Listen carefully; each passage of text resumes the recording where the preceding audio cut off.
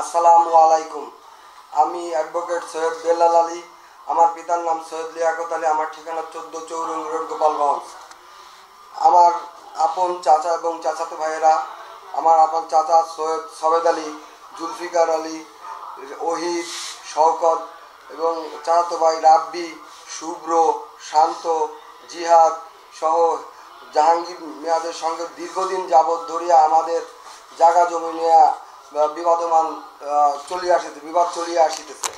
এই ব্যাপারে একাধিক মামলা বর্তমানে গোপালগঞ্জ দেওয়ানি আদালতে চলমান আছে। এই মামলাগুলো নিষ্পত্তির লক্ষ্যে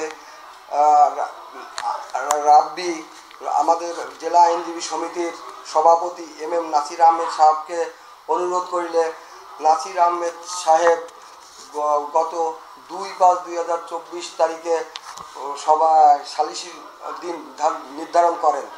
উক্ত 2/5/2024 তারিখে যথারীতি 3টের সময় সালিস শুরু হয় এবং ওখানে উপস্থিত ছিলেন এম নাসির আহমেদ সাহেব, অ্যাডভোকেট কাজী আবুল খায়ের সাহেব, অ্যাডভোকেট আজিজুল ইসলাম সাহেব, advocate Sajalkanti Biswas, advocate Riazuddin, advocate Sekendar Ali Makdu, advocate Sajjadul Islam Ripon.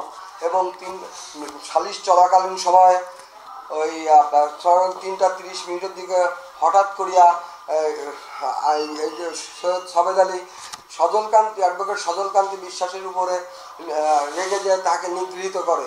বিকাশে কম খরচে ক্যাশ আউটের লিমিট বেড়ে 50,000, প্রিয় এজেন্টও 2টা। পরবর্তীতে ওরা ওইখান থেকে হইচই করে এবং আমাদেরকে খুব উচ্ছৃঙ্খল আচরণ করে এবং ওই সভাপক্ষ থেকে শুনে অন্য আইনজীবীরা চলে আসলে ওদের বেরিয়ে যেতে বললে, যাওয়ার সময় আমাকে এবং আমার বড় ভাই সৈয়দ বিপ্লব আলীকে হুমকি দিয়ে বলে, তোরা তোদের চৌরঙ্গিতে অবস্থিত সম্রাটের সুজের দোকানে আর তোদের দেখে নিচ্ছি কি তোদের লাশ, তোকে মেরে আমি লাশ গুম করে নেবো। প্রিয় সাংবাদিক ভাইরা, এরপর কিছুক্ষণ পরে আমার বড় ভাইয়ের মোবাইল ফোনে আমাদের কর্মচারী আতিক ফোন দিয়ে বলে যে, ভাইয়া আমাদের দোকানে ওরা এসে লুটপাট করতেছে এবং আমার দোকান ভাঙচুর করে মালামাল নিয়ে যাচ্ছে। এর পরবর্তীতে আমার দোকানের রক্ষিত 5 লক্ষ টাকা, আমি একটা নতুন ব্যবসা শুরু করেছি, সেই ব্যবসা ইনভেস্ট করো, সেই টাকা এনে রাখেছি, সেই টাকা নিয়ে যায় আসামি। এরপরে আমার দোকান ভাঙচুর করে আমার গোডাউনে যায়। আমার গোডাউনে মালামাল সব ভেঙে চুরে তছনছ করে আমার ঘরের দরজা পর্যন্ত ভেঙে, ফ্রেম সব ভেঙে নিয়ে যায়।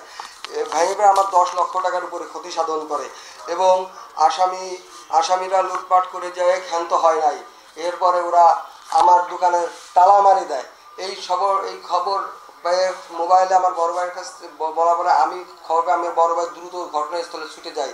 যাওয়ার পরে আমি আমার চাচা সৈয়দ সবেদ আলীকে দোকান তালা খুলে দিতে বললে সৈয়দ সবেদ আলী আমাকে বলে যে কিসের দোকানের তালা, এবং ওই অন্যান্য আসামিদের হুকুম দিয়ে বলে যে ওদের তালা খুলে দেওয়ার বলার স্বাদ মিটাইয়া দেয়। এই হুকুম পাইয়া রাব্বি আমার উপর ক্ষিপ্ত হয়ে আমাকে মারধর করে মাটিতে ফেলে দিয়ে পাড়ায় এবং ওহিদ আমাকে মারধর করে। এই দেখে আমার বড় ভাই আসলে আমার বড় ভাইকে আসামি শওকত মারধর করে। এরপরে আমরা মারধর দেখে পথচারী, পাশের দোকানদার, কর্মচারীরা এসে আমাদের উদ্ধার করলে এবং বলে যে, তোরা যদি এই দোকান খুলতে আসিস তাহলে আমাদের 30 লক্ষ টাকা চাঁদা দিতে হবে, যদি চাঁদা না দিস তাহলে এই দোকানের কথা ভুলে যা। এই বলার পরে আমি নিরীহ হয়ে অনুপায় হয়ে কোনো হতভম্ব হয়ে যাই। হতভম্ব হয়ে কিছুক্ষণ পরিবারের সঙ্গে কথাবার্তা বলে থানায় যায় আমি একটা এজাহার দায়ের করি। গত 2/5/2024 তারিখেই রাত্রেই, কিন্তু সেই এজাহারও তেমন কোনো অগ্রগতি পাচ্ছি না। এখন আমিও হতাশ, আমি আমার পরিবার ক্ষতিগ্রস্ত। আমার ক্ষতিগ্রস্ত পাশে দাঁড়ানোর মতন কেউ নাই। প্রিয় আমার প্রশাসনের কাছে বিনীত নিবেদন, আমি এই ক্ষতিগ্রস্ত পরিবারকে এবং অ্যাডভোকেট গোপালগঞ্জ আইনজীবী সমিতির একজন অ্যাডভোকেট হয়েও এরম সন্ত্রাসী, কুখ্যাত সন্ত্রাসী এবং লুটেরাদের কাছে নিগৃহীত হচ্ছি। আমাকে এক পরিত্রাণ পাওয়ার জন্য আপনারা আমাকে সর্বাত্মক সহযোগিতা করেন। আমার পিতার থেকে আমরা পৈতৃক ওয়ারিশ মিলে পাইছি এবং এই যে আমার বড় ভাই সৈয়দ বিপ্লব আলী, ইনি দোকানদারি করেন। ইনি ট্রেড লাইসেন্স, ইনার নামে সবকিছু ইনি পরিচালনা করেন দোকানের। এই জায়গার মালিক কে? জায়গার মালিক আমার বাবা সৈয়দ লিয়াকত আলী, মৃত সৈয়দ লিয়াকত আলী। এই জায়গায় দাবি করে কারা? দাবি করে আমার চাচারা, আমার চাচা। জি আমাদের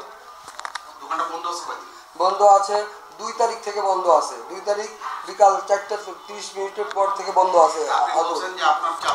জি আমরা আল্লাহ রহমতে এবং আপনাদের দোয়ায় খেয়ে পরে একটু ভালো আছি। আমাদের লোকবল কেওয়া পছন্দ করি না, যে জন্য নিরিবিলি চলতে থাকে। সব আপনারা তো জানেন, যারা নিরিবিলি থাকে তাদের উপরে জুলুমটা বেশি হয়, ওই জন্য আমাদের জুলুম করতেছে, অত্যাচার করতেছে।